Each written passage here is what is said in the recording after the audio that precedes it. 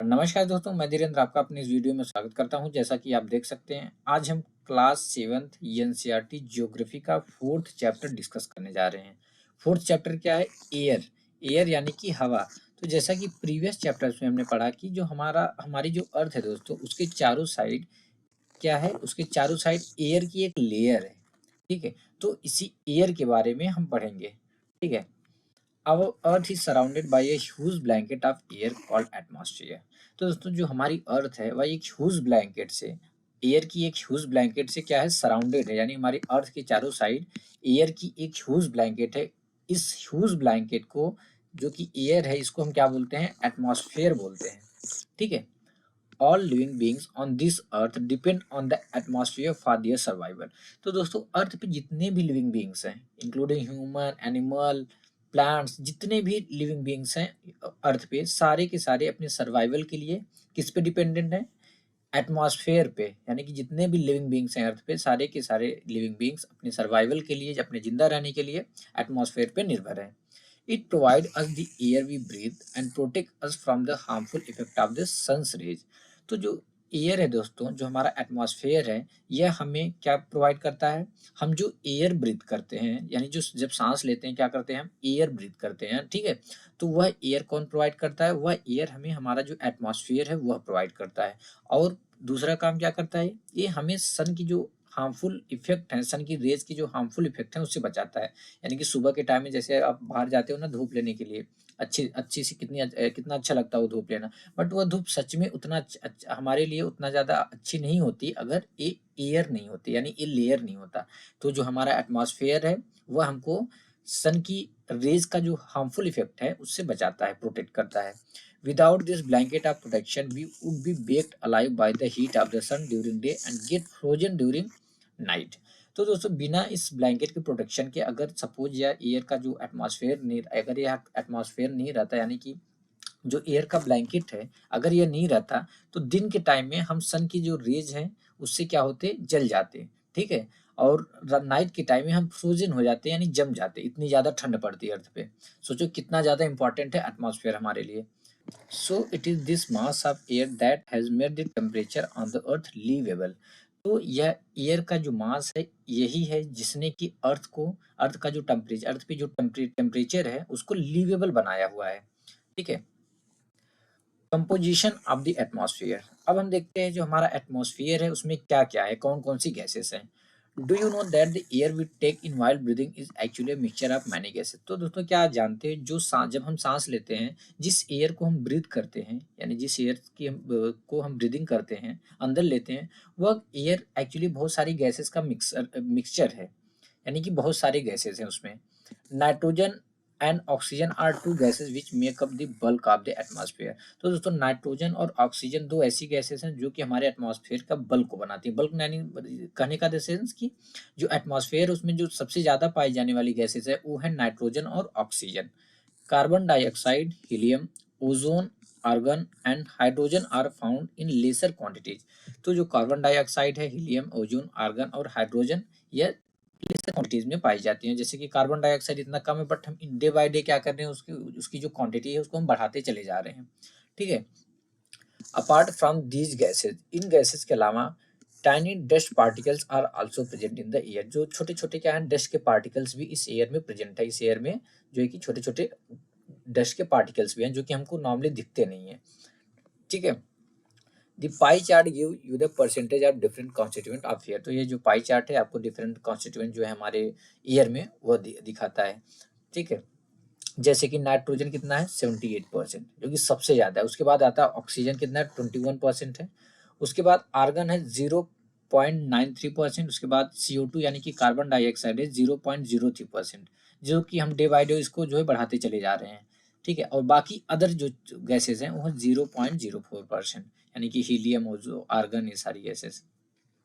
Nitrogen is the most प्लेंटिफुल gas in the air. तो सबसे ज्यादा पाई जाने वाली गैस कौन है? वो है nitrogen. When we inhale, we take some amount of nitrogen into our lungs and exhale it। तो दोस्तों, जब हम सांस लेते हैं ना, तो हम नाइट्रोजन का भी कुछ क्वांटिटी, यानी कुछ नाइट्रोजन भी हम सांस अपनी मतलब ऑक्सीजन के साथ अंदर लेते हैं। ठीक है, यानी कुछ कुछ क्वांटिटी या कुछ नाइट्रोजन हमारी लंग्स में जाता है और वह जब हम उसको एक्सेल कर देते हैं। इतना समझ लो कि जब भी हम इनहेलिंग करते हैं यानी जब भी हम ब्रीदिंग करते हैं, सांस लेते हैं, उसमें केवल तो सांस जब हम लेते हैं केवल ऑक्सीजन ही नहीं जाता, उसके साथ नाइट्रोजन भी जाता है और जब हम एक्सेल करते हैं तो नाइट्रोजन जो है बाहर आ जाता है। But plants need nitrogen for their survival. तो दोस्तों बट अब बात आती है कि नाइट्रोजन तो हमारे लिए नहीं है, हम नाइट्रोजन यूज ही नहीं कर रहे, तो नाइट्रोजन है क्यों? तो नाइट्रोजन नॉर्मली जो प्लांट्स होते हैं उनके सर्वाइवल के लिए नाइट्रोजन जरूरी है। They can not they can not take nitrogen directly from the air. अब देखो जो प्लांट्स होते हैं दोस्तों वे डायरेक्टली नाइट्रोजन को एयर से नहीं ले सकते, ठीक है, ये ले ही नहीं सकते। जितने भी प्लांट्स हैं वो कितना भी, जैसे कि हमने देखा एटमॉस्फेयर में सबसे ज्यादा पाई जाने वाली जो गैस है वो है नाइट्रोजन, जो कि 78% है, यानी पूरा एयर जो है भरा हुआ किससे, नाइट्रोजन से। बट इतना इजिली मिलने के बाद भी जो प्लांट्स है वो डायरेक्टली नाइट्रोजन को एज इट इज नहीं ले सकते, ठीक है, directly. Bacteria that live in the soil and roots of some plants take nitrogen from the air and change its form so that plants can use it. तो अब बात आती है कि आखिर में लेते कैसे हैं नाइट्रोजन। तो आपको याद हो क्लास 6 में हमने साइंस में पढ़ा था कि किस प्रकार से जो प्लांट्स है वो नाइट्रोजन को यूज करते हैं। तो एक्चुअली जो प्लांट्स होते हैं दोस्तों, जो प्लांट्स होते हैं उनकी रूट्स होती हैं, ठीक है, तो रूट्स होते हैं तो सॉइल में कुछ बैक्टीरिया पाए जाते हैं। वे बैक्टीरिया क्या करते हैं, उस जो नाइट्रोजन होता है एयर में उसको लेते हैं, ठीक है, वो बैक्टीरिया उसको जो नाइट्रोजन होता है उसको लेते हैं, उसके बाद उसको उस फॉर्म में चेंज करते हैं जिस फॉर्म में जो प्लांट है उसको ले सकता है, उसका यूज कर सकता है, उस फॉर्म में चेंज करके वे क्या करते हैं, रूट के थ्रू प्लांट्स को यूज के लिए पहुंचा देते हैं। यानी कि इतना समझ जाओ कि जो बैक्टीरिया अवेलेबल होते हैं सॉइल में वे क्या करते हैं, वो नाइट्रोजन का एयर में जो नाइट्रोजन होता है उसको लेते हैं, उसके बाद उसका फॉर्म चेंज करके उसको प्लांट्स को सप्लाई कर देते हैं, प्लांट्स उसके बाद उसका यूज कर लेता है। Oxygen is the second most plentiful gas in the air. तो एयर में जो सबसे ज्यादा पाई जाने वाली गैस है वो है oxygen. Humans and animals take oxygen from the air as they breathe. तो ह्यूमन और एनिमल्स जब सांस लेते हैं, जब हम यानी कि जब ब्रीदिंग करते हैं वे क्या करते हैं, एयर से ऑक्सीजन लेते हैं। Green plants produce oxygen during photosynthesis. तो दोस्तों फोटोसिंथेसिस की जो क्रिया होती है उसके दौरान प्लांट जब फोटोसिंथेसिस करते हैं उसके दौरान क्या प्रोड्यूस करते हैं, ऑक्सीजन प्रोड्यूस करते हैं। In this way oxygen content in the air remains constant. तो इस प्रकार जो ऑक्सीजन कंटेंट है एयर में वह कांस्टेंट रहता है। If we cut trees then this balance get disturb. But जब हम पेड़ को काटेंगे दोस्तों यह बैलेंस जो है वो डिस्टर्ब हो जाता है, ठीक है। अब जैसे कि हम क्या करते हैं दोस्तों, हम ऑक्सीजन इनहेल करते हैं, क्या ऑक्सीजन इनहेल करते हैं और CO2 जो है एक्सेल करते हैं, CO2 बाहर निकालते हैं, ऑक्सीजन लेते हैं। और प्लांट्स क्या करते हैं, ये CO2 लेते हैं, CO2 लेते हैं और ऑक्सीजन इनहेल करते हैं। तो ये जो क्वांटिटी है, जो बैलेंस है ऑक्सीजन और CO2 के बीच में, वो माना जाता है कि इक्वल है, एक बैलेंस्ड है। बट अब डे बाय डे हम क्या कर रहे हैं, CO2 की क्वांटिटी जो है बढ़ाते चले जा रहे हैं।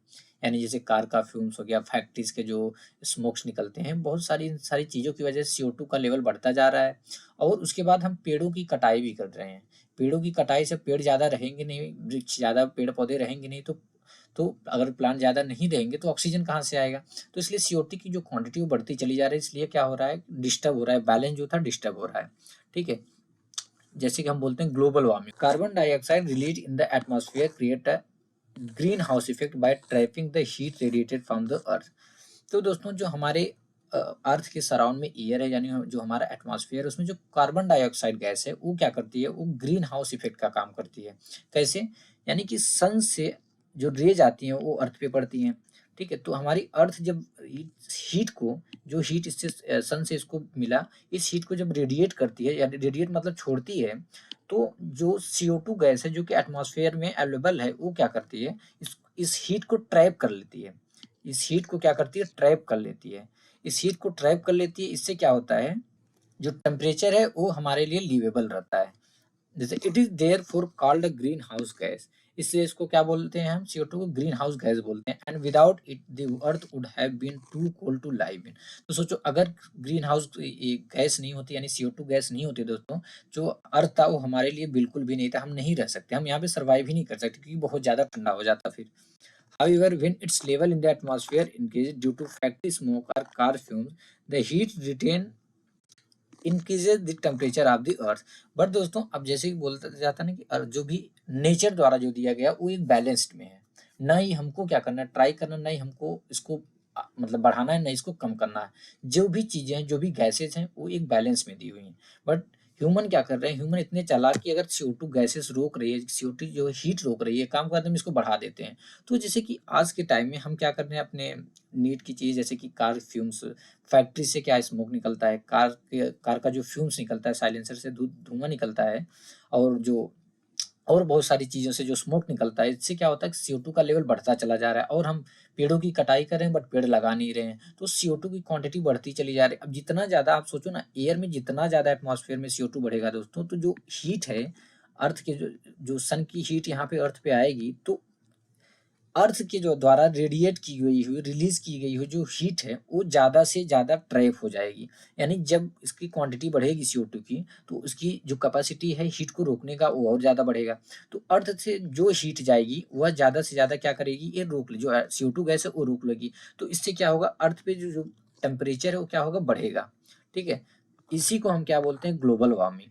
जैसे हम बोलते हैं ना, ग्लोबल वार्मिंग हो रहा है, ग्लोबल वार्मिंग हो रहा है। ग्लोबल वार्मिंग जैसे पूरा ग्लोब जो है, उसका जो एक एवरेज टेम्परेचर है वो बढ़ रहा है। वो क्यों बढ़ रहा है, दिस इज द रीजन, क्योंकि हम CO2 गैस की जो क्वांटिटी है वो बढ़ती चली जा रही है, और ऑक्सीजन उतना प्रोड्यूस नहीं हो रहा, क्योंकि हम पेड़ पौधे काट रहे हैं।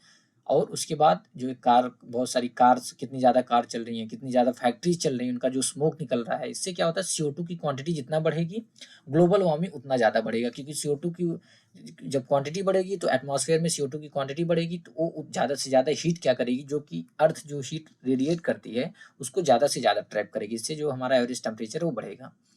This rise in temperature causes the snow in coldest part of the world to melt. तो इससे क्या हो रहा है दोस्तों, अब जब टेम्परेचर बढ़ेगा, ग्लोबल वार्मिंग, यहाँ पे पूरी ग्लोब की बात हो रही है, अर्थ एज ए पूरे ग्लोब की बात हो रही है।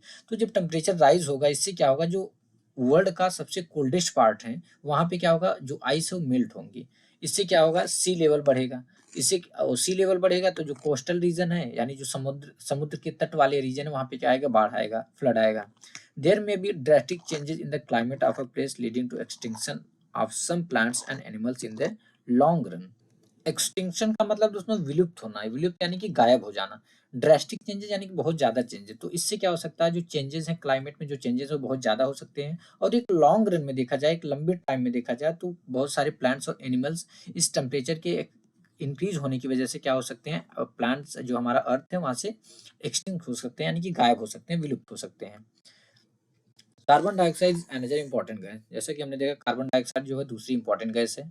Green plants use carbon dioxide to make their food and release oxygen. तो ग्रीन प्लांट क्या करते हैं, वे कार्बन डाइऑक्साइड ऑक्साइड का इस्तेमाल करते हैं अपना फूड प्रिपेयर करने के लिए, और उसके बाद क्या करते हैं, ऑक्सीजन रिलीज करते हैं। यानी जो प्लांट्स होते हैं दोस्तों, वे क्या करते हैं, वो CO2 लेते हैं, CO2 लेते हैं, खाना बनाते हैं अपना, उसके बाद क्या प्रोड्यूस करते हैं, ऑक्सीजन प्रोड्यूस करते हैं। Humans or animals release carbon dioxide. जो ह्यूमन्स होते हैं और जो एनिमल्स होते हैं, जो जानवर होते हैं, वे क्या करते हैं, ये CO2 रिलीज करते हैं, न कि ऑक्सीजन रिलीज करते हैं। The amount of carbon dioxide released by humans or animals seem to be equal to the amount used by the plants which make a perfect balance। तो दोस्तों जो अमाउंट कार्बन डाइऑक्साइड का amount release किया जाता है, किसके द्वारा, human और एनिमल के द्वारा, ऐसा लगता है कि यह जो अमाउंट है, यानी CO2 का अमाउंट जो हम रिलीज करते हैं, वह इक्वल है, किसके इक्वल है, प्लांट द्वारा जो O2 प्रिपेयर किया जाता है, यानी O2 जो रिलीज किया जाता है, यानी ये जितना ऑक्सीजन ये रिलीज करता है कौन, प्लांट, और जितना CO2 रिलीज करते हैं ह्यूमंस और एनिमल्स, इन दोनों की जो बैलेंस है वो बराबर है, यानी कि एक परफेक्ट बैलेंस है। ठीक है, However, the balance is upset by burning of fuels such as coal and oil। But जैसा कि हम देखते हैं क्या हो रहा है, फ्यूल के बर्न होने से यह जो बैलेंस है वह क्या हो रहा है, डिस्टर्ब हो रहा है। They add billions of tons of carbon dioxide into the atmosphere each year. जैसा कि हम जानते हैं, जो हमारा जो ह्यूमन काइंड है, ह्यूमन बींग्स हैं, वे क्या कर रहे हैं, billions of tons carbon dioxide per year atmosphere में ऐड करते चले जा रहे हैं। एज ए जिसका रिजल्ट क्या होता है, the increase volume of carbon dioxide is affecting the earth weather and climate. तो इसकी वजह से क्या होता है दोस्तों, जो हमारे अर्थ का वेदर है और जो क्लाइमेट है वह बहुत ज़्यादा इफेक्ट हो रहा है, मतलब अफेक्ट हो रहा है, इससे बहुत ज़्यादा प्रभावित हो रहा है। ठीक है, जैसा कि हमने बात किया O2 और CO2, यानी अर्थ पे जो भी चीज़ नेचुरल है ना, उसका एक परफेक्ट बैलेंस है। हमको उस बैलेंस के साथ खिलवाड़ नहीं करना चाहिए। व्हेन एयर इज हीटेड, जब एयर को हम हीट करते हैं, इट एक्सपैंड, क्या होती है, यह एक्सपैंड होती है, यानी जो एयर होती है अगर हम उसको हीट करेंगे या फैलेगी, एक्सपैंड होगी, बिकम्स लाइटर, और लाइटर हो जाएगी और ऊपर के साइड चली जाती है। इतना जान लो कि जो भी एयर ठंड गर्म होती है ना, वो ऊपर की तरफ भागती है। कोल्ड एयर इज डेंसर, जैसा कि हम जानते हैं जो ठंडी हवा होती है उसकी डेंसिटी वो ज़्यादा डेंसर होती है, यानी कि भारी होती है, हैवी होती है। That is why it tend to sink down when hot air rises, cold air from surrounding area rushes there to fill in the gap. That is how air circulation takes place. तो होता क्या है overall कि अब जैसे कि यहाँ पे एक मान लो कोई एयर है, ठीक है। अब जैसे अर्थ है, अर्थ क्या होती है, रात के टाइम जैसे रेडिएट होती है, तो रेडिएट होती कुछ हीट छोड़ती है। तो जो जो एयर इसके अलोंग रहेगा, यानी कि इसके नियर बाय रहेगा, वो क्या होगा, एयर हीट होगा। वो एयर एयर जैसे हीट हो जाएगा, वो ऊपर की तरफ भागेगा, ठीक है। जब एयर ऊपर की तरफ भागेगी और यह एयर जो ऊपर वाली होगी वो क्या होती है, ठंडी होगी।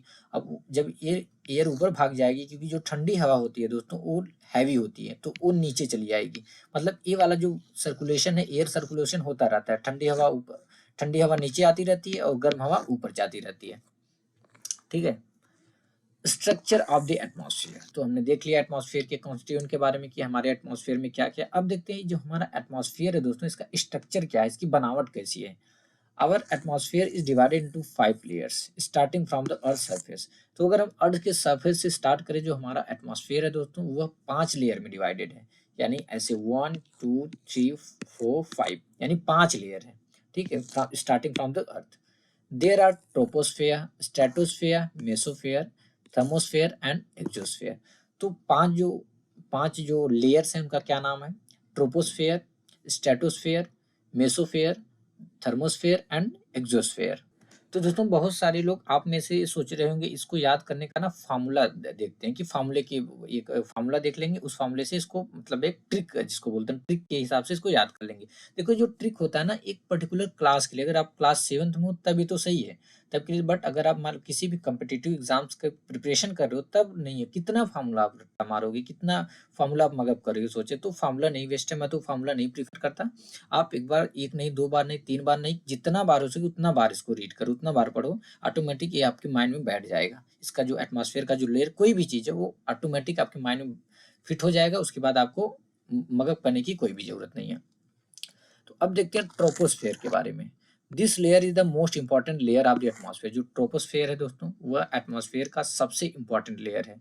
It's average height is 13 kilometre. जो इसका एवरेज हाइट है वो 13 किलोमीटर, मतलब इसका हाइट जो है दोस्तों वो वेरी करता है, अर्थ के सरफेस इसका जो हाइट है वो वेरी करता है, बट जो एवरेज हाइट है वो है 13 kilometre. The air we breathe exist here. Of course सीधी सी बात है। अब जो जीरो जो अर्थ मतलब जो सी लेवल है वो 0 मीटर है, ठीक है। तो यहाँ से दिया है जो पहला लेयर है वो क्या है, ट्रोपोस्फेयर है। तो अब सीधी सी बात, हम यहाँ पे रहते हैं, तो जो हमारा जो ऑक्सीजन हम ब्रीथ करते हैं वो कहाँ पे एग्जिस्ट करेगा, ऑफ कोर्स बात, जो एयर हम ब्रीथ करते हैं वो पहले वाले में ही मतलब पहले वाले में एग्जिस्ट करेगा। तो पहला वाला क्या, ट्रोपोस्फेयर है। जो हम सांस लेते हैं, जिस एयर को हम ब्रीथ करते हैं वो ट्रोपोस्फेयर में एग्जिस्ट करता है। Almost all the weather phenomena like rainfall, fog and hailstorm occur in this. और एक चीज याद करने की जरूरत है दोस्तों, जितने भी वेदर फिनोमिना होते हैं, जैसे कि बारिश, फॉग, हेलस्टॉर्म यानी जो बर्फबारी होती है, सारा का सारा इसी लेयर में होता है, ठीक है। यहाँ पे जैसे कि है क्या, ट्रोपोस्फेयर, ये हमारा ट्रोपोस्फेयर, जो इसकी हाइट है कितना, एवरेज 13 किलोमीटर की हाइट है। तो इस लेयर में क्या होता है, इस लेयर में हम जो एयर जो हम ब्रीथ करते हैं इसी लेयर में एग्जिस्ट करता है, और जितने भी वेदर फिनोमेना होते हैं वो सारे के सारे इसी लेयर में होते हैं, ठीक है। अब आता है स्ट्रेटोस्फेयर। दूसरा जो लेयर है वो है स्ट्रेटोस्फेयर। जैसे कि यहाँ पे हम देख सकते हैं ये stratosphere. Above the troposphere lies the stratosphere. तो ट्रोपोस्फेयर के ऊपर कौन सा है, कौन सी लेयर है, स्ट्रेटोस्फेयर। यह कहाँ तक एक्सटेंड होती है, ये up to a height of 50 kilometre. यह एक 50 किलोमीटर तक हाइट तक जो है एक्सटेंड करती है। This layer is almost free from clouds and associated weather phenomena. But यह जो लेयर है दोस्तों, यहाँ पे यह फ्री रहती है बिल्कुल, यहाँ पे कोई भी क्लाउड नहीं रहता, मतलब कोई भी बादल यहाँ पे नहीं रहता, ना ही कोई वेदर फिनोमेना यहाँ पे रहता है, नहीं बारिश, नहीं हेलस्टॉर्म, कुछ भी नहीं रहता।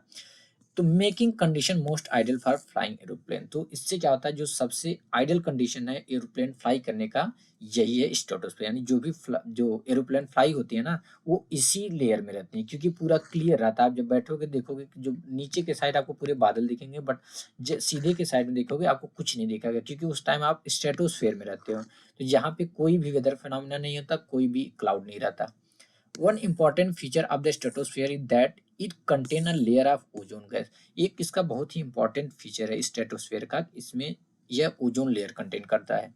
We have just learned how it protect us from the harmful effect of the sun rays। तो जैसे ही भी हमने सीखा कि एटमॉस्फेयर हमें सन रेज की जो सन की रेज होती हैं जो उसके हार्मफुल इफेक्ट है उससे बचाता है, तो कौन बचाता है, ओजोन लेयर बचाती है।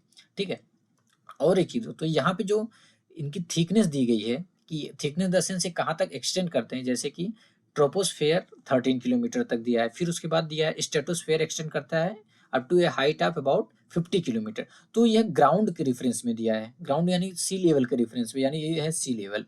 ठीक है, ये है 0 मीटर, इसके ऊपर ये 10 किलोमीटर हो गया, फिर 20 किलोमीटर, फिर 30, फिर 40, फिर 50। तो ऐसा नहीं है, जो स्ट्रेटोस्फेयर है उसकी जो थिकनेस है यानी जो उसका एक्सटेंट है वो है 50 किलोमीटर, ऐसा बिल्कुल भी नहीं है।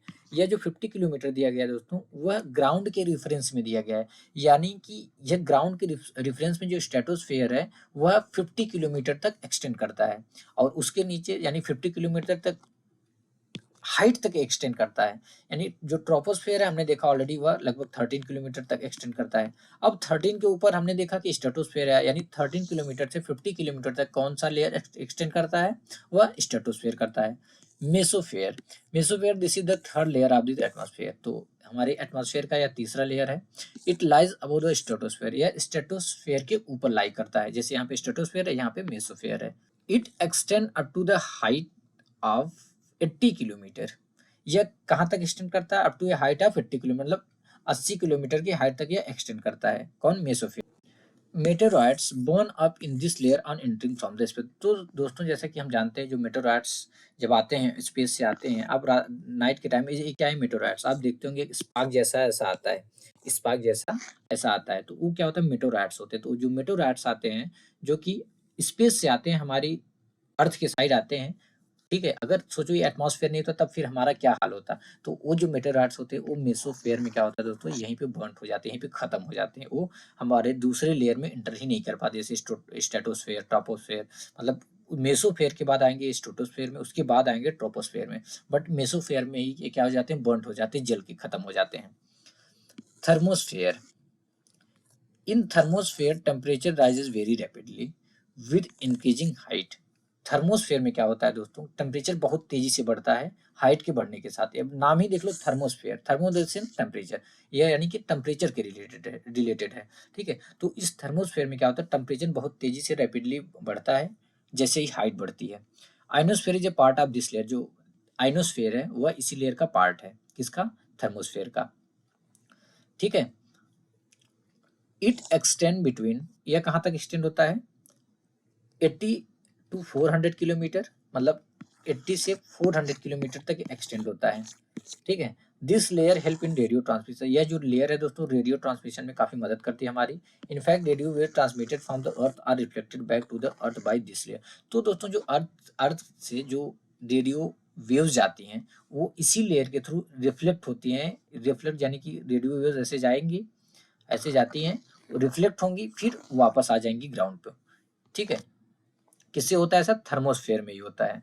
अब आता है exosphere, the upper most layer of the atmosphere is known as exosphere, जो सबसे अपर मोस्ट लेयर है एटमॉस्फेयर का उसको एग्जोस्फेयर बोलते हैं। This layer has very thin air, इसमें बहुत थिन एयर होती है, मतलब बहुत पतली परत होती है, light gases like helium, thin air जैसे बहुत पतली, मतलब एक हल्की एयर होती है। ठीक है, तो जो लाइट गैसेज हीलियम हाइड्रोजन ये सारी यहाँ पे क्या करती हैं, फ्लोट होती रहती हैं। तो हमने क्या देखा, जो हमारा दोस्तों ये लेयर है कौन सा, थर्मोस्फेयर। थर्मोस्फेयर में जैसे हाइट इंक्रीज होता है टेम्परेचर बहुत तेजी से रैपिडली क्या होता है, भागता है, बहुत तेज बढ़ता है। और जो जो रेडियो ट्रांसमिशन वेव्स हैं, जैसे कि आप रेडियो सुनते होंगे, या जैसे कि मरीन में, अभी मरीन क्या, मरीन लाइन में जैसे कि नेवी नवल वल शिप क्या करते हैं, एमएफएचएफ यूज करते हैं, वीएचएफ एमएफएचएफ यूज करते हैं। वीएचएफ क्या होता है, वेरी हाई फ्रिक्वेंसी, वो डायरेक्टली ट्रेवल करता है, बट एमएफएचएफ एक होता है, एमएफ जो होता है वो मीडियम फ्रिक्वेंसी होता है, और एचएफ यानी हाई फ्रिक्वेंसी, यूएचएफ यानी अल्ट्रा हाई फ्रिक्वेंसी। तो एमएफएचएफ क्या करते हैं, एमएफएचएफ से जो ट्रांसमिशन होता है वो सीधे स्पेस के साइड होता है। तो स्पेस के साइड ट्रांसमिशन होता है दोस्तों, जैसे वो थर्मोस्फेयर में होते हैं तो आयनोस्फेयर तक पहुंचते हैं, यानी थर्मोस्फेयर तक वह इसको रिटर्न कर देता है। तो यहाँ पे जो एक स्टेशन रहेगा, इसने मान लो कुछ ट्रांसमिट किया, एक गया आयनोस्फेयर में, आयनोस्फेयर इसको क्या करेगा, थर्मोस्फेयर, और रिटर्न कर देगा ग्राउंड पे। तो यहाँ पे जो स्टेशन रहेगा, इसकी जो जो भी इसका इंफॉर्मेशन है वो यहाँ पे रिसीव कर पाएगा। किसकी वजह से हो रहा है, ये हमारे आयनोस्फेयर की वजह से, यानी जो हमारा थर्मोस्फेयर है उसकी वजह से हो रहा है। Weather and climate, is it going to rain today, क्या आज बारिश होने वाली है। Will it be bright and sunny today, bright यानी कि पूरा मौसम जो है कि साफ साफ होगा, या सनी टूडे यानी कि धूप निकलेगी, या मौसम साफ होगा या धूप निकलेगी। How many times have you we heard this from anxious cricket fans speculating the fate of a one day match.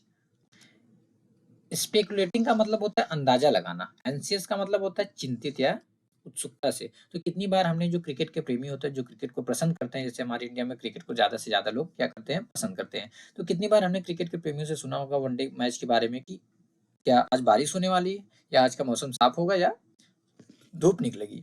If we imagine our body to be a radio, अगर हम ऐसा इमेजिन करें कि हमारी जो बॉडी है वो क्या है, रेडियो है, and the mind it's speaker, हमारी बॉडी रेडियो हो गई। अब जो रेडियो होगा उसका तो कुछ तो स्पीकर होगा, और हम इमेजिन कर लें कि जो हमारा माइंड है वो स्पीकर है, तो उसमें नॉब भी होते हैं, जो बटन होते हैं। Weather is something that fiddle with its control knob, तो वेदर क्या है, वेदर कुछ ऐसा है जो कि उसकी रेडियो के कंट्रोल नॉब के साथ क्या करता है, फिडल करता है, छेड़छाड़ करता है, यानी कि उसको चेंज करता है। Weather is this hour to hour day to day condition of the atmosphere, तो दोस्तों वेदर क्या है, वेदर एटमॉस्फेयर का डे टू डे और आवर टू आवर जो है कंडीशन है, स्थिति है। यानी जो वेदर है वह, जो हमारा एटमॉस्फेयर है उसका प्रत्येक घंटे तथा दिन प्रतिदिन की कंडीशन को बताता है या स्थिति को बताता है। हॉट और ह्यूमिड वेदर में मेक वन इरिटेबल, जो एक हॉट या ह्यूमिड वेदर होता है उससे हमको इरिटेशन सा होता है, ठीक है, हम अनकंफर्टेबल फील करते हैं। अ प्लीजेंट ब्रीजी वेदर में make one cheerful and even plan for an outing, तो एक जो प्लीजेंट वेदर होता है, प्लीजेंट और ब्रीजी वेदर होता है, वो हम उसमें क्या चीयरफुल फील करते हैं, मतलब वो हमें अच्छा लगता है, यहाँ तक कि हम हॉलीडे भी प्लान कर लेते हैं।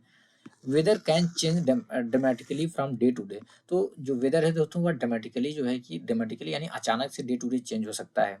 However the average weather condition of a place for a longer period of time represent the climate of a place. अब देखो क्लाइमेट क्या होता है, तो जो the average weather condition of a place for a longer period of time, बहुत लंबे time के लिए, यानी ईयर बाय ईयर जो हम पूरा कैलकुलेट कर लें, तो किसी भी प्लेस का average weather condition for a longer period of time क्या करता है, वहाँ का क्लाइमेट, उस प्लेस का क्लाइमेट रिप्रेजेंट करता है। ठीक है, क्या आपको अब समझ में आ गया कि वेदर फॉरकास्ट क्यों होता है। अब फिर से समझेंगे कि हम वेदर और क्लाइमेट क्या होता है। वेदर जैसे आपने क्लास में बैठा होगा, क्लास में बैठते हुए आप दोस्तों से चर्चा करते हैं, दोस्तों से बातें करते हैं, करिए यार आज का जो मौसम है काफ़ी गर्म है कल के कंपैरिजन में, या अब अभी ऐसा बोलते हो, अरे सुबह से, अभी सुबह तो मौसम ठंडा था, अभी दोपहर में मौसम गर्म हो गया।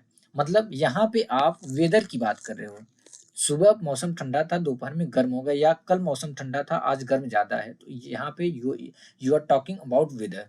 But in instead of that, अगर आप बात कर रहे हो कि जो हमारा क्लाइमेट है वो चेंज होता जा रहा है, ठीक है, जो हमारा क्लाइमेट है किसी पर्टिकुलर प्लेस का, सपोज जिस भी स्टेट में, जिस भी कंट्री में आप रह रहे हो, मान लो इंडिया में आप किसी एक पर्टिकुलर स्टेट में रह रहे हो, आप बोलोगे यार यहाँ का क्लाइमेट ठीक नहीं, यहाँ का क्लाइमेट जो है बहुत गर्म है या बहुत ही ठंडा है, तो वहाँ पे आप क्लाइमेट की बातें कर रहे हो, या कभी ऐसे बात करते हो, अगर एक क्लाइमेट जो है डे बाय डे चेंज होता है, जो हमारा क्लाइमेट है वह बदल रहा है, क्लाइमेट हमारा चेंज हो रहा है, तो means you are talking about that place, at which place you are residing, you are talking about the average weather condition of that place for a longer period of time, that is represent its climate।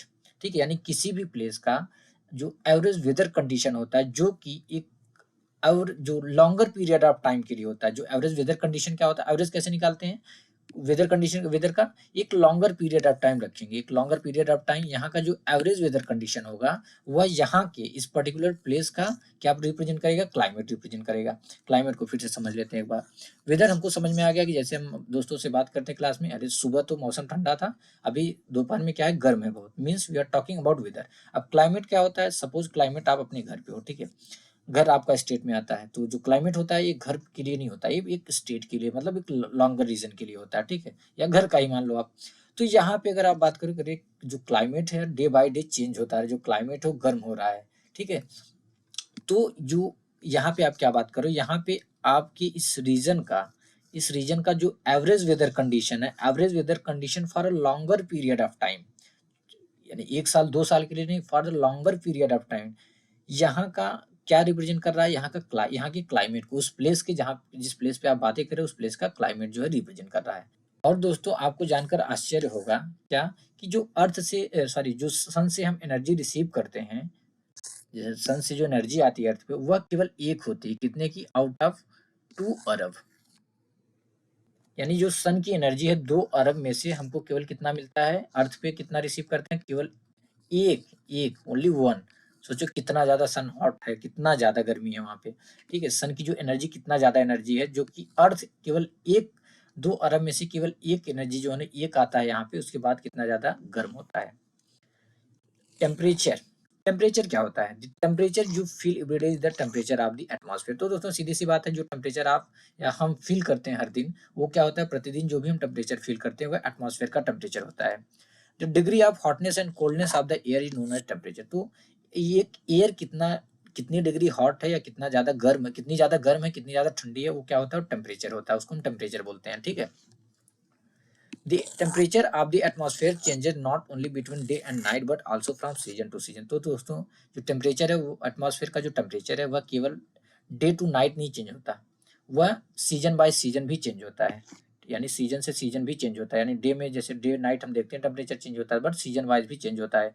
Summers are hotter than winter, जैसा कि हम जानते हैं जो summers होता है वो ज़्यादा गर्म होता है कंपेरिजन देन विंटर के, यानी जो गर्मी का मौसम होता है वो ज़्यादा गर्म होता है कंपेरिजन देन ठंड के मौसम के। An important factor that influences the distribution of temperature is isolation। तो दोस्तों एक सबसे इम्पॉर्टेंट फैक्टर जो कि टेम्परेचर के डिस्ट्रीब्यूशन को इन्फ्लुएंस करता है या प्रभावित करता है, वो क्या है, वो है आइसोलेशन। अब बात आती है कि टेम्परेचर का डिस्ट्रीब्यूशन क्या है। तो दोस्तों जैसा कि कुछ जगह पे आपने सुना, कुछ प्लेसेस पे गर्मी ज़्यादा होती है, टेम्परेचर ज़्यादा रहता है, कुछ पे टेम्परेचर कम रहता है। जैसे कि जो इक्वेटोरियल रीजन है, यानी जो इक्वेटर है, हमारा अर्थ का जो इक्वेटर है, वहाँ पे गर्मी ज़्यादा रहती है, यानी वहाँ पे टेम्परेचर ज़्यादा रहता है। और जो पोलर रीजन है, यानी जो पोल वाले रीजन, वहाँ पे टेम्परेचर जो है वो काफ़ी ठंड रहता है। तो यहाँ पे टेम्परेचर का डिस्ट्रीब्यूशन ही हुआ ना कि यहाँ पे गर्म ज़्यादा है, टेम्परेचर ज़्यादा हॉट ज़्यादा गर्म है, और यहाँ पे टेम्परेचर काफ़ी कम है। तो यहाँ पे क्या हुआ, ये टेम्परेचर डिस्ट्रीब्यूशन है। तो यह जो डिस्ट्रीब्यूशन है यह किस पे डिपेंड करता है, तो यह जो मेन फैक्टर है इसको इन्फ्लुएंस करने वाला, वो है इंसुलेशन। इंसुलेशन क्या होता है, insulation is the incoming solar energy intercepted by the earth. Insulation incoming solar energy है जो कि सन से आती है, जो कि अर्थ के द्वारा इंटरसेप्ट कर ली जाती है। इंटरसेप्ट मतलब रोकना, यानी जो एनर्जी, सोलर एनर्जी को अर्थ रोक लेती है, उसको हम इंसुलेशन बोलते हैं। The amount of insolation decreases from the equator toward the pole. तो जो अमाउंट ऑफ इंसुलेशन है दोस्तों, वह डिक्रीज होता है इक्वेटर से पोल के साइड, यानी जो इंसुलेशन है सबसे ज्यादा कहाँ पे रहता है, इक्वेटर रीजन में, जहाँ पे इक्वेटर है, ठीक है। और उसके बाद धीरे धीरे स्लोली कम हो जाता है, किधर जाते जाते, पोलर रीजन में जाते, पोल के साइड जाते जाते। Therefore the temperature decreases in the same manner. इसी प्रकार से जो टेम्परेचर है, क्योंकि इंसुलेशन एनर्जी कम होती जा रही है, जैसे इक्वेटर से ऊपर जा रहे हैं ये इंसुलेशन एनर्जी कम हो रही है, फिर इक्वेटर से नीचे आ रहे हैं, इधर भी कम हो रही है। तो इसी प्रकार टेम्परेचर भी ऊपर जाएंगे कम होता जाएगा, नीचे जाएंगे कम होता जाएगा। Now you understand why poles are covered with snow. अब आपको समझ में आ गया होगा कि जो पोल है, जो अर्थ के पोल है, वे क्यों स्नो से कवर्ड है, क्योंकि वहाँ पे टेम्परेचर स्लो है, टेम्परेचर है ही नहीं, क्योंकि बहुत ज़्यादा ठंडा हुआ है रीजन, क्योंकि वहाँ पे इंसुलेशन एनर्जी जो है वो मिल ही नहीं पाती। If the earth temperature rises too high, अगर अर्थ का टेम्परेचर कुछ ज़्यादा राइज हो जाए, it would become too warm for some crops to grow. सीधी सी बात है, कुछ ऐसी क्रॉप्स हैं जिसको ग्रो होने के लिए बहुत ज़्यादा प्रॉब्लम होगी, नहीं ग्रो हो पाएगी, क्योंकि वार्म ज़्यादा हो जाएगा मौसम। Temperature in cities is much higher than that of villages. ये तो आपको फील किया होगा कि जो सिटीज में टेम्परेचर है दोस्तों, वो विलेज के कंपेरिजन में काफ़ी ज़्यादा होता है। The concrete and metals in buildings and the asphalt of road gate heated up during the day. तो दोस्तों जो कंक्रीट और मेटल्स होते हैं बिल्डिंग्स में, और जो रोड बने होते हैं, रोड में जो एसफल्ट लगे होते हैं, एस्फल यानी कि जो अलकतरा लगता है, काला काला जो ब्लैक कलर का होता है ना, कि जो कंकर रहते हैं, सारी गिट्टियां रहती हैं, इसको जोड़ने के लिए उसको एस्फल बोलते हैं, अलकतरा। तो जो रोड में अलकतरा होता है, इसकी वजह से क्या होता है, जो टेम्परेचर काफ़ी ज़्यादा रहता है। This heat is release during the night, और नाइट के टाइम में जब हीट होती है वो रिलीज होती है।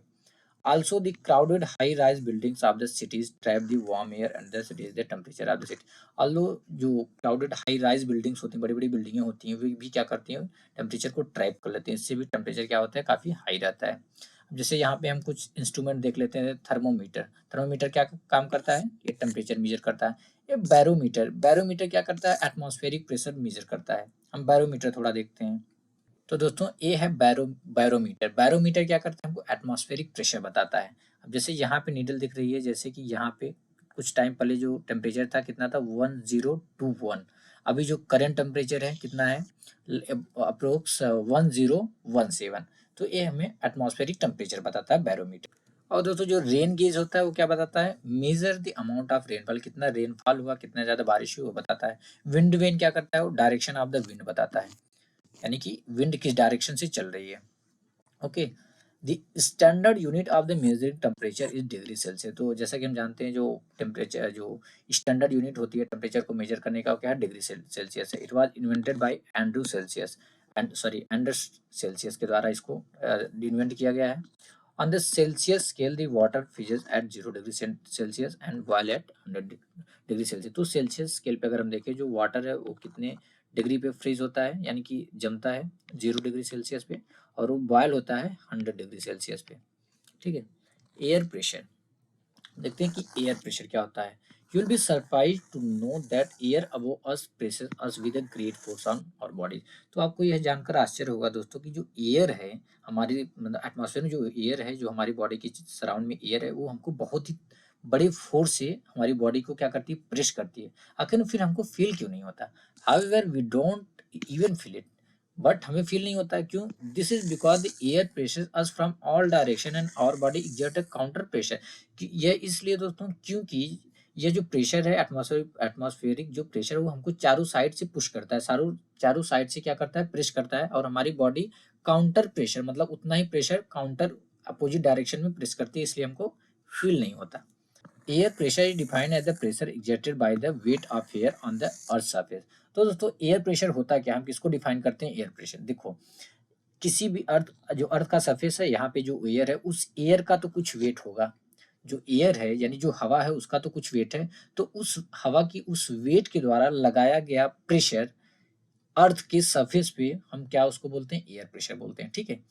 यानी कि अर्थ के सरफेस पे एयर के वेट के द्वारा लगाया गया प्रेशर क्या कहलाता है, एयर प्रेशर कहलाता है। ठीक है। As we go up the layers of atmosphere, जैसे जैसे हम एटमॉस्फेयर के लेयर के ऊपर जाएंगे, the pressure falls rapidly, pressure जो है बहुत तेजी से गिरता है। अभी समझेंगे क्यों।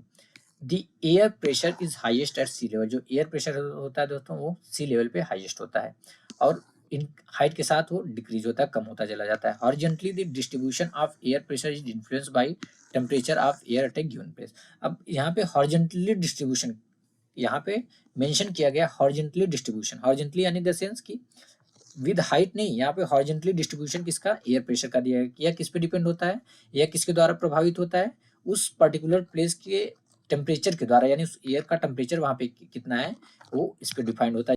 यानी कि जैसे हम बोलते हैं कि किसी प्लेस का जो एटमॉस्फेरिक प्रेशर है, यहाँ पे एटमॉस्फेरिक प्रेशर काफ़ी कम है, यहाँ पे एटमॉस्फेरिक प्रेशर काफ़ी ज़्यादा है, यानी हम हॉरिजॉन्टल ग्राउंड के हॉरिजॉन्टली रेफरेंस में बात कर रहे हैं।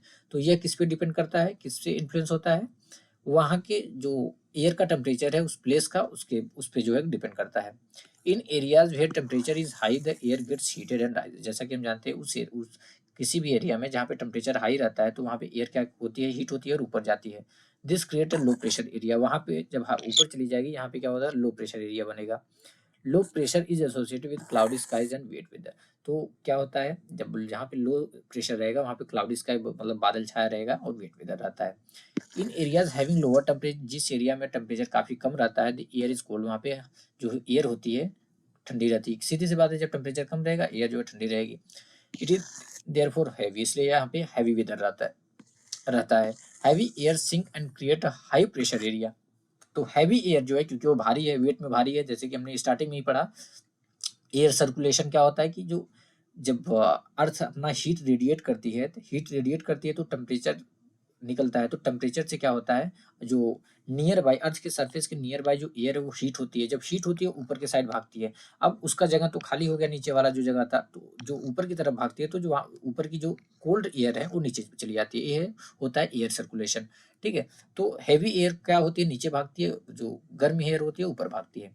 High pressure is associated with clear and Sunny sky, तो हाई प्रेशर हमारे लिए अच्छा होता है कि इससे क्या होता है, क्लियर वेदर अच्छा रहता है। The air always moves from high pressure area to low pressure area, इतना याद कर लीजिए, बहुत इंपॉर्टेंट, जो एयर है वो हमेशा हाई प्रेशर एरिया से लो प्रेशर एरिया की तरफ क्या होती है, मूव होती है। ठीक है, विंड यानी कि हवा, the movement of air from high pressure area to low pressure area is called wind. तो दोस्तों जो एयर का मूवमेंट है हाई प्रेशर एरिया से लो प्रेशर एरिया की ओर, हम उसको क्या बोलते हैं, हम उसको बोलते हैं विंड। यानी जो एयर है, जो हवा है, जो कि हाई प्रेशर एरिया से मूव कर रही है लो प्रेशर के एरिया की ओर, उसको हम हवा बोलते हैं। A wind is named from the direction from which it blows, तो एक विंड जो होती है उसको, उसका नेमिंग कैसे होता है, जिस डायरेक्शन से वो आती है उसी प्रकार से उसकी नेमिंग होती है। जैसे अगर कोई विंड वेस्ट से आ रही है उसको हम क्या बोलेंगे, वेस्टर्ली। अगर ईस्ट से आ रही है उसको बोलेंगे ईस्टर्ली, यानी कि विंड का जो डायरेक्शन होता है हमेशा, इट विंड की डायरेक्शन की जो नेमिंग होती है हमेशा इट कम्स फ्रॉम, यानी विंड जिस साइड से आएगी उसी हिसाब से नेमिंग होगा। अगर वेस्ट से आ रही है हम बोलेंगे वेस्टर्ली, ईस्ट से आ रही है हम बोलेंगे ईस्टर्ली, और नॉर्थ से आ रही है हम बोलेंगे नॉर्दर्ली। ठीक है, you can see wind at work as it goes by leaves down the pavement or uproot trees during a storm।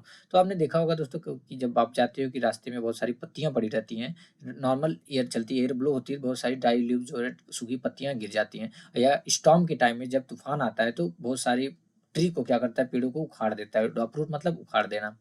Sometimes when the wind blows gently you can even see it blowing away smoke or fine। तो sometimes जब दोस्तों जो wind है जो slowly चलती है, blow slowly blow होती है, तो उस टाइम आप देखोगे जो स्मोक होता है वो जिस डायरेक्शन में मूव होता है उसी डायरेक्शन में स्मोक को ले जाती है और यार फाइन डस्ट को ले जाती है, छोटे छोटे जो डस्ट होते हैं, dust particles. At times wind can be so strong that it is difficult to walk against it. तो दोस्तों कभी कभी ऐसा होता है, विंड इतनी ज़्यादा स्ट्रांग होती है, इतनी ज़्यादा हवा तेज होती है कि उसके अगेंस्ट में हम चलना बहुत मुश्किल हो जाता है। यानी अगर विंड सपोज इस डायरेक्शन में आ रही है तो आप इस डायरेक्शन में यानी विंड के अगेंस्ट चल ही नहीं सकते, मतलब बहुत ज़्यादा मुश्किल हो जाता है चलना। You must have experience it is not easy to hold an umbrella on a windy day. आपको यह एक्सपीरियंस होगा दोस्तों कि जब हवा, जिस दिन हवा ज़्यादा रहती है उस दिन अम्ब्रेला होल्ड करना कितना ज़्यादा मुश्किल होता है। Think of some other example, जब आप कुछ और अदर एग्जाम्पल देखो जब विंड जो है काफ़ी, मतलब हवा काफ़ी तेज हो और आपके लिए उसमें प्रॉब्लम हो रही हो। Winds can be broadly divided into 3 types. तो दोस्तों विंड को ब्रॉडली हम 3 टाइप में डिवाइड कर सकते हैं। Number 1 permanent wind, number 2 seasonal wind और नंबर 3 लोकल विंड। तो परमानेंट विंड क्या होती है, यानी समथिंग रिलेटेड टू परमानेंट, यानी ऐसी विंड जो परमानेंट हो, परमानेंट जो है कि ब्लो होती हो। The trade wind, westerlies and easterlies are the permanent wind. तो जो ट्रेड विंड है और जो वेस्टर्लीज है, जो ईस्टर्लीज है, ये परमानेंट विंड है। These blow constantly throughout the year in a particular direction। तो दोस्तों ये जो विंड्स हैं, वेस्टर्लीज, ईस्टर्लीज और ट्रेड विंड, ये परमानेंटली ब्लो होती हैं पर्टिकुलर डायरेक्शन में पूरे साल। ठीक है, कॉन्स्टेंटली ब्लो होती रहती हैं। देखते हैं दूसरा है सीजनल विंड। तो नाम से आप समझो, नाम के रेफरेंस में इसका नाम परमानेंट विंड है। ठीक है, परमानेंट यानी समथिंग जो कि परमानेंट चल रहा हो। सीजनल विंड यानी सीजन वाइज। सीजनल विंड क्या होती है, these winds change their direction in different season. तो ये जो विंड्स होती हैं, सीजनल विंड जो होती हैं, ये अपना डायरेक्शन चेंज कर देती हैं बाय सीजन वाइज। ठीक है, डिफरेंट सीजन का डायरेक्शन जो है डिफरेंट आता है। एग्जाम्पल के लिए जो monsoon in India. Local wind, local यानी कि पर्टिकुलर प्लेस की बात हो रही है यहाँ पे। These blow only during a particular period of the day or year in a small area. तो दोस्तों ये जो लोकल विंड होती हैं केवल पर्टिकुलर डे या एक पर्टिकुलर ईयर में ब्लो होती हैं। For example land and sea breeze. आपको याद होगा जो हॉट और ड्राई लोकल विंड चलती है इंडिया के नदर्न प्लेन में, उसको हम क्या बोलते हैं, लू बोलते हैं। तो दोस्तों हम इस यहाँ पे समझते हैं major pressure belt and wind system. ये है हमारा अर्थ, ये है हमारा क्या, इक्वेटर। ठीक है, जो कि 0 डिग्री से पास होता है, जैसा कि हमने क्लास 6 में ऑलरेडी देख लिया है।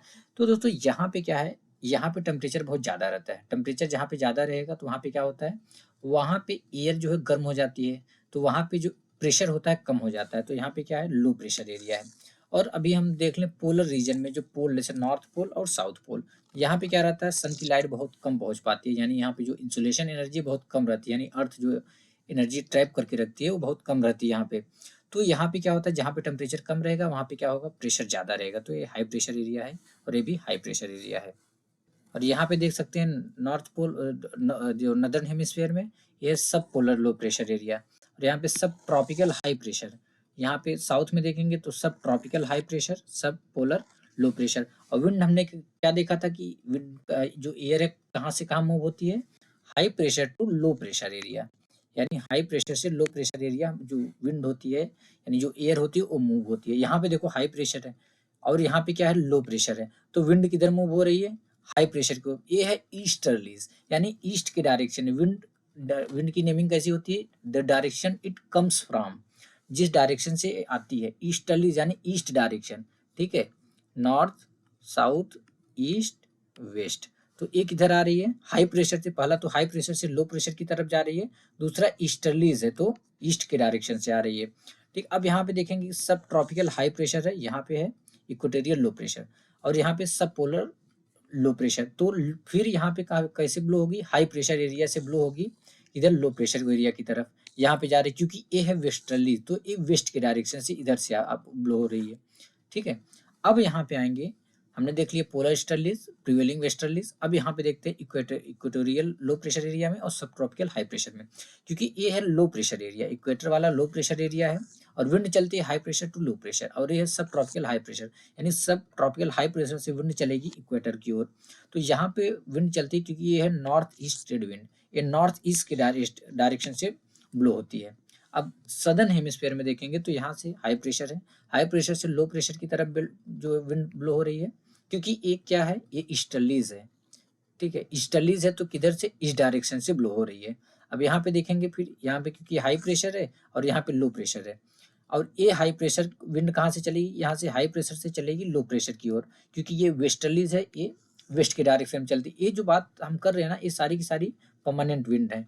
परमानेंट विंड यानी कि ट्रेड विंड, ईस्टर्लीज विंड और वेस्टर्लीज विंड, ये ऑल ओवर द ईयर एक पर्टिकुलर डायरेक्शन में ब्लो होती रहती हैं। अब फिर यहाँ पे हम चलते हैं, यहाँ पे हो गया सब ट्रॉपिकल हाई प्रेशर, यहाँ पे लो प्रेशर। सीधी सी बात है ऑब्वियसली कि हाई प्रेशर से लो प्रेशर की ओर जाएगी विंड, क्योंकि साउथ ईस्ट ट्रेड विंड है, तो साउथ ईस्ट डायरेक्शन इधर है, तो ये कहाँ से ब्लो हो रही है, साउथ ईस्ट डायरेक्शन से इक्वेटर की ओर जा रही है। तो दोस्तों यहाँ पे साइक्लोन के बारे में देख लेते हैं, जो कि इंडिया में आया था, नेचर फ्यूरी। फ्यूरी का मतलब होता है गुस्सा या क्रोध, प्रकृति का, नेचर का गुस्सा।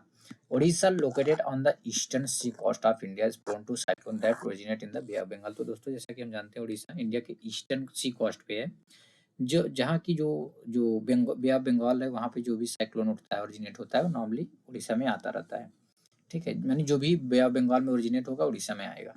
तो 17 से 18 अक्टूबर को क्या हुआ 1999 में, साइक्लोन ने इस स्टेट के उड़ीसा के 5 डिस्ट्रिक्ट में जो है हिट किया, और दूसरा सुपर साइक्लोन आता है 29 अक्टूबर, यानी कि उससे 11 दिन बाद, सेम ईयर 1999 में, जिसने कि लार्ज पोर्शन, स्टेट के लार्ज पोर्शन को बहुत सारा, मतलब स्टेट में काफ़ी अफेक्ट किया, काफ़ी चीज़ें, बहुत ज़्यादा तबाही मचाई। और डैमेज जो आया था मेनली किसकी वजह से आया था, 3 फैक्टर की वजह से, विंड वेलोसिटी, रेन और टाइडल सर्ज। विंड बहुत तेज थी, रेन काफ़ी बारिश भी कभी हुई, टाइडल सर्ज की वजह से। टाइडल सर्ज यानी जो सी वाटर होता है, जो टाइड आता है ना तो बढ़ता चला जाता है। The winds of up to 260 kilometre per hour lasted for over 36 hour. अब आप सोच लो 260 किलोमीटर पर आवर की स्पीड से जब विंड चलती है तो क्या हाल होता है, जो कि 36 आवर तक चली, 36 घंटे तक, एक पूरा दिन दूसरा आधा दिन। These high velocity wind uprooted trees and damage the कच्चा हाउसेस। कच्चा हाउस, यहाँ पे कच्चे हाउस की बात हो रही है जो मिट्टी का बना होता है, ठीक है। तो जो हाई वेलोसिटी विंड थी इसने क्या किया, ट्री जो भी पेड़ पौधे थे उखाड़ दिया, उनको रूट से ही, जो भी कच्चा हाउस था उनको डैमेज कर दिया। Roof tops of several industrial sheds and other houses were also blown away. बहुत सारी इंडस्ट्रियल शेड्स और बहुत सारे घरों के जो रूफ टॉप थे उसने गायब कर दिया। Power supply and telecom line snapped completely. तो सीधी सी बात है, ये तो खत्म ही होनी है। पावर सप्लाई टेलीकॉम नॉर्मल सी अगर बारिश होने लगती है थोड़ा स्पीड में तो ये तो ठप्पी हो जाती है। स्नैप मतलब कट जाना, तो टेलीकॉम लाइन जो भी थी, पावर सप्लाई वो खत्म हो जाती है। Heavy rain occurred under the influence of the cyclone for 3 days continuously. तो साइक्लोन की वजह से बहुत तेजी से बारिश हुई, जो कि लगातार 3 दिनों तक हुई। These rains led to flooding the major rivers of Orissa. तो उड़ीसा की जो मेजर रिवर्स थी दोस्तों, तो इस बारिश की वजह से उन मेजर रिवर्स में बाढ़ आ जाती है। इस cyclonic wind cause tidal waves that swept 20 kilometre. तो इसकी वजह से इनलैंड, इसकी वजह से जो टाइडल सर वेव्स आती हैं वो इनलैंड चली जाती है। मतलब सी कोस्ट, ये सी कोस्ट है और इधर सी है, इधर इनलैंड है यानी लैंड एरिया।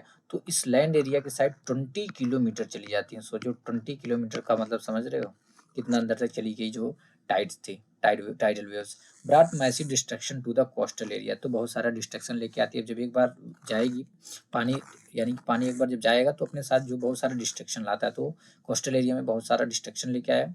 कूड़ा कचरा द 7 to 10 मीटर हाई। कूड़ा कचरा दरअसल जो भी घर घर को तबाह किया था, जो भी चीज़ें, तो इसी कोस्ट के एरिया में, कोस्टल एरिया में लेके आती। 7 to 10 metre high tidal wave intruded suddenly and cause massive damage to the standing paddy crop. तो 7 से 10 metre high tidal wave intrude हुई सडनली, और उसने क्या किया, बहुत मैसिव डैमेज किया था जो भी पैडीक्रॉप्स थे। This cyclone originated as a depression in the Gulf of Thailand near east of Port Blair on 25 October 1999। तो दोस्तों जो साइक्लोन था एज ए डिप्रेशन के रूप में ओरिजिनेट होता है कहाँ पे, गल्फ ऑफ थाईलैंड में, near the east of port Blair. Port Blair है, पोर्ट ब्लेयर के ईस्ट में गल्फ ऑफ थाईलैंड में ओरिजिनेट होता है एज ए डिप्रेशन के रूप में। डिप्रेशन को आप समझ लो ना गड्ढा, यानी समुद्र के अंदर गड्ढा। तो जो हमारा जो सी था उधर पानी जो है एक घूमने लगता है। जब कोई चीज सर्कुलेट होती है तेजी से, क्या होता है बीच में, क्या होता है, डिप्रेशन बनता है। ठीक है, तो यहाँ पे उसी डिप्रेशन की बात हो रही है। अभी आप कहीं पे भी एक पानी लो, किसी एक टब में पानी लो, उसको अपने हाथ से पानी को ऐसे से पूरा मूव करो, अपना हाथ अंदर डाल के मूव करो, तो क्या होगा, एक डिप्रेशन यहाँ पे होगा। तो सेम वह उसी टाइप का एक बड़ा सा डिप्रेशन कहाँ पे आया, गल्फ ऑफ थाईलैंड में, ईस्ट ऑफ पोर्ट ब्लेयर। तो 25 अक्टूबर 1999 को यह डिप्रेशन जो था ओरिजिनेट होता है और धीरे धीरे ग्रेजुअली, यानी धीरे धीरे मूव करता है नॉर्थ वेस्ट डायरेक्शन में। तो नॉर्थ वेस्ट डायरेक्शन में मूव करता है। तो it intensified into a super cyclone, या इंटेंसिफाई हो जाता है एक सुपर साइक्लोन के रूप में, and hit the area between Erasama and Balikuda in Odisha on 29 October at 10:30 AM. तो सुबह के 10:30 बजे 29 अक्टूबर को यह इरासमा और बलीकुंडा ओडिशा के इस एरिया को हिट करता है। The super cyclone swept the entire coast of Odisha, including the cities of Bhubaneswar and Cuttack and 28 coastal towns। तो दोस्तों सुपर साइक्लोन इतना ज़्यादा तबाही लाता है कि उड़ीसा के पूरे कोस्टल रीजन को तबाह कर देता है, बहा देता है। ये इसमें कि जो भुवनेश्वर सिटी थी वो भी पूरी खत्म हो जाती है, मतलब बहुत ही नुकसान होता है। और जो कटक था वो भी लगभग स्विफ्ट आउट हो जाता है। यहाँ तक कि जो 28 कोस्टल टाउन थे, जो भी उड़ीसा के 28 कोस्टल टाउन जो कि कोस्ट पे थे, एकदम खत्म कर देता है, पूरी तबाही ला देता है। तो इससे क्या होता है दोस्तों, 13 मिलियन लोग अफेक्टेड होते हैं, 13 मिलियन लोग प्रभावित होते हैं, और large number of life stock work, बहुत सारे लाइफ स्टॉक, इसमें लाइफ स्टॉक की मृत्यु होती है, बहुत सारे जानवर मारे जाते हैं। अब जो स्टैंडिंग क्रॉप्स थी जैसे कि पैडी, वेजिटेबल्स और फ्रूट, इतनी ज़्यादा जब तबाही हुई तो ऑब्वियस सी बात है कि भी खत्म ही होंगे, तो भी डैमेज होते हैं। Due to salinization caused by tidal surge, large tract of agricultural land have turned infertile। Salinization क्या होता है, अब देखो जो हमारा जो वहाँ पे मान लो कोई एक एरिया है दोस्तों, ये एरिया है, ये पूरा एग्रीकल्चर लैंड है जो कि फर्टाइल है। ठीक है, ये क्या है, फर्टाइल लैंड है, समझना इस चीज़ को, फर्टाइल लैंड। अब यहाँ पे मान लो ये है उड़ीसा का सी कोस्ट, यहाँ पे उड़ीसा का सी कोस्ट है। अब ये फर्टाइल लैंड थी जहाँ से सी वेव्स आती हैं, यानी सी वाटर आता है, टाइडल सर्ज, तो ये इस पे चला जाता है, मतलब इस लैंड पे पूरा चला जाता है, फिर मान लो वापस चला जाता है। अब होता है क्या, सी वेव जो सी वाटर क्या होता है, सॉल्टी होता है। सॉल्टी वाटर, पहले तो ये फर्टाइल लैंड थी, बट सॉल्टी वाटर जैसे इस पे आया तो इस पे क्या है, लैंड जो हो गया इनफर्टाइल हो गया, क्योंकि सलिनाइजेशन हो गया इसमें, अब क्या सॉल्ट आ गया इस लैंड में। तो जो सॉल्टी लैंड होती है फर्टाइल थोड़ी होती है। तो पूरी जो लैंड थी सलिनाइजेशन की वजह से, टाइडल सर्च की salinization, due to salinization caused by tidal surge की वजह से जो सलिनाइजेशन हुआ था, तो एग्रीकल्चर की बहुत सारी लैंड जो थी इनफर्टाइल हो जाती हैं, जो कि फर्टाइल थी। Large tract of sal teak and bamboo plantation have disappear, बहुत सारे पेड़ जो है कि डिसअपीयर होते हैं। Mangrove forest between Paradip and Konark vanished, जो मैनग्रोव फॉरेस्ट थे पारादीप और कोनार्ड के बीच में, वो भी वेनिश हो जाते हैं, यानी कि खत्म हो जाते हैं। ठीक है, मॉइस्चर, अब देखते हैं कि मॉइस्चर क्या होता है। When water evaporate from land and different water bodies. तो दोस्तों जब पानी जो है, जो वाटर है, इवेपोरेट होता है, यानी इवेपोरेट क्या होता है, मतलब भाप बन के ऊपर जाता है, कहाँ से, लैंड से और डिफरेंट वाटर बॉडी से, इट बिकम वाटर वेपर, तो यह वाटर वेपर हो जाता है। तो moisture in the air at any time is known as humidity. तो मॉइस्चर जो प्रेजेंस होता है एयर में, उसको हम क्या बोलते हैं, ह्यूमिडिटी बोलते हैं। ठीक है। When the air is full of water vapour we call it humid day. तो दोस्तों जब एयर में पूरा क्या होता है, वाटर वेपर रहता है, तो हम क्या बोलते हैं कि आज का जो दिन है वो बहुत ही ह्यूमिड है। As the air gets warmer its capacity to hold the water vapour increase. तो जैसे जैसे एयर वार्मर होती है, गर्म होती है, तो जिसकी कैपेसिटी होती है वाटर को होल्ड करने की, वो बढ़ती जाती है। And so it becomes more and more humid. इससे जो ह्यूमिडिटी है वो बढ़ती चली जाती है। On a humid day clothes take longer to dry. सीधी सी बात है, ह्यूमिड डे में क्या होता है कि एयर में बहुत सारी जो है कि वाटर वेपर रहता है, तो वो कपड़ों को सूखने में काफ़ी ज़्यादा टाइम लगता है। And sweat from our body, जो स्वेटिंग होती है हमारी बॉडी से, जो पसीना आता है, वो भी ईजिली नहीं इवेपोरेट हो पाता। इससे हमें बहुत ही अनकंफर्टेबल फील होता है। ठीक है। When the water vapour rises, जब वाटर वेपर राइज होता है, इट स्टार्ट कूलिंग, तो ये स्लोली क्या होता है, ठंडा होने लगता है। The water vapour condense causing formation of droplets of water. तो वाटर वेपर जब कंडेंस हो जाता है, एक मैक्सिमम एक्सटेंट हाइट पे पहुंच जाता है, तो वहाँ पे क्योंकि टेम्परेचर कम रहता है, तो वहाँ पे क्या होता है, एक ठंडा हो जाता है। तो ठंडे होने की वजह से कंडेंस हो जाता है, और उससे क्या वाटर ड्रॉपलेट्स बनते हैं। Clouds are just masses of such water drop. जो क्लाउड्स हमको दिखते हैं बड़े बड़े, क्या होते हैं, ये मासेस होते हैं वाटर ड्रॉपलेट्स के। When these droplets of water become too heavy to float in the air, then they come down as precipitation। तो जब बहुत हैवी हो जाता है, जिससे कि ये और ज़्यादा होल्ड नहीं कर पाता, तो एज ए प्रेसिपिटेशन के रूप में नीचे आता है, मतलब बारिश के रूप में। Jet planes in the sky leave a white trail behind them. तो आपने देखा होगा, जो जेट प्लेन जाते हैं तो उनके पीछे हमें दिखता है ट्रेल में एक वाइट कलर का पूरा एकदम लाइन सी दिखती है। वो क्या होता है, यही रहता है, the moisture from the their engine condense. जो मॉइस्चर होता है उनके इंजन से निकलता है, वो कंडेंस हो जाता है। ये टेल हमें कब तक दिखाई देता है, तब तक जब तक वहाँ पे कोई एयर का मूवमेंट नहीं होता है। ठीक है। Precipitation that comes down to the earth in liquid form is called rain. तो जैसा कि हमने देखा, जो प्रेसिपिटेशन जो कि ऊपर से नीचे आता है अर्थ के साइड में, अर्थ पे जो भी प्रेसिपिटेशन आता है ऊपर से, उसको हम क्या बोलते हैं, रेन बोलते हैं। यानी प्रेसिपिटेशन जो लिक्विड फॉर्म में आता है, उसको हम रेन बोलते हैं। Most of the ground water comes from rain water. तो ज़्यादातर जो ग्राउंड वाटर होता है दोस्तों, रेन वाटर से आता है। Plants help preserve water. Plants हमारी बहुत मदद करते हैं वाटर को प्रिजर्व करने में। When trees on hill sides are cut. जब हिल का जो साइड होता है दोस्तों, वहाँ पे जब ट्री को काट दिया जाता है, तो drain water float down the bare mountain and can cause flooding of low lying area. तो अब जो पेड़ यहाँ पे नहीं रहेंगे, ट्री को हम काट देंगे, तो पानी सीधे नीचे भागेगा, तो यहाँ पे जो लो लाइंग एरिया है, यहाँ पे फ्लडिंग आती है, और लैंडस्लाइड्स भी बहुत होते हैं। On the basis of mechanism there are 3 types of rainfall. तो दोस्तों इस मैकेनिज्म के बेसिस पे 3 टाइप की रेनफॉल होती है। The convectional rainfall, the orographic rainfall and the cyclonic rainfall. ठीक है, कौन कौन सी, पहले देख लेते हैं साइक्लोनिक रेनफॉल क्या होता है। साइक्लोनिक रेनफॉल, तो दोस्तों होता क्या है कि कोल्ड एयर है, यहाँ पे वार्म एयर, जब कोल्ड एयर और वार्म एयर एक दूसरे से टकराती हैं, तो यहाँ पे क्या होता है, साइक्लोन का फॉर्मेशन होता है। यानी लो प्रेशर एरिया बिल्ट होता है, साइक्लोन का फॉर्मेशन होता है, तब यहाँ पे बारिश होती है, उसको हम बोलते हैं साइक्लोनिक रेनफॉल। ठीक है। यानी कि जब कोल्ड एयर और वार्म एयर एक दूसरे से टकराएं, जब टकराती हैं, तो वहाँ पे क्या बनता है, साइक्लोन बनते हैं। तो साइक्लोनिक यहाँ पे रेनफॉल होता है। तो दोस्तों दूसरा क्या है, रिलीफ या ओरोग्राफिक रेनफॉल। इसको रिलीफ रेनफॉल भी बोलते हैं और ओरोग्राफिक रेनफॉल भी बोलते हैं। इसमें क्या होता है, जब विंड जो मॉइस्ट एयर चलती है ऐसे जाती है, तो इसमें माउंटेन क्या करते हैं, बैरियर का काम करता है।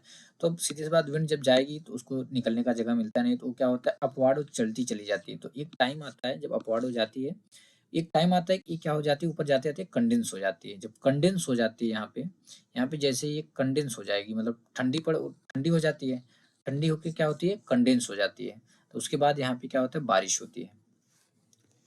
ठीक है। अब तीसरा है कन्वेक्शनल रेनफॉल। तो इसमें क्या होता है दोस्तों, इसमें होता है कि ये लैंड है, ठीक है, लैंड क्या होता है, इसमें सन की एनर्जी आती है, हीट होती है, फिर जब यह हीट रेडिएट करती है, रिलीज करती है, तो यहाँ का जो एयर होता है, वार्म, जो यहाँ पे एयर रहती है, क्या होती है, वार्म हो जाती है, गर्म हो जाती है। तो गर्म एयर जैसा कि हम जानते हैं ऊपर की तरफ भागती है, तो ये ऊपर जाती है, ऊपर जाती है, तो उसके बाद ऊपर जाते जाते एक एक्सटेंट ऐसा आता है कि ये क्या होती है, कंडेंस हो जाती है। जो भी वाटर ड्रॉपलेट्स इसमें रहते हैं, जो भी वाटर वेपर प्रेजेंस रहता है, वो क्या होता है, कंडेंस हो जाता है। फिर जब इसकी वाटर होल्ड करने की कैपेसिटी कम हो जाती है, तो वहाँ पे बारिश होती है। ठीक है। Rainfall is very important for the survival of plants and animals. तो दोस्तों ये तो हम जानते हैं रेनफॉल प्लांट्स और एनिमल्स के सर्वाइवल के लिए बहुत ही ज़्यादा इंपॉर्टेंट है, यहाँ तक कि हमारे लिए भी। It brings fresh water to the earth surface. तो रेनफॉल ही की वजह से ही अर्थ की सरफेस पे फ्रेश वाटर आता है। If rainfall is less water scarcity and draft occur. तो सीधी सी बात है, जब रेनफॉल कम होगा तो पानी की कमी आएगी, यहाँ तक कि सूखा भी पड़ता है। On the other hand if it is more floods takes place. अगर दूसरी साइड देखें, अगर यह ज़्यादा होगा तो बाढ़ आएगा। तो दोस्तों इसीलिए बोलते हैं कि नेचर ने जो कुछ दिया है एक बैलेंस के रूप में दिया है, ना ज़्यादा ना कम, ना ही उसका ज़्यादा होना चाहिए ना इसको कम होना चाहिए। उस बैलेंस को मेंटेन करके रखना चाहिए। बट डे बाय डे क्या हो रहा है कि ह्यूमन एक्टिविटीज़ की वजह से ऐसी ऐसी एक्टिविटी ह्यूमन कर रहे हैं, वो जो बैलेंस है वो बिगड़ता चला जा रहा है। तो दोस्तों फाइनली हमने यह चैप्टर कंप्लीट कर लिया और आशा करता हूँ कि आपको भी यह चैप्टर समझ में आ गया होगा। तो मिलते हैं नेक्स्ट वीडियो में।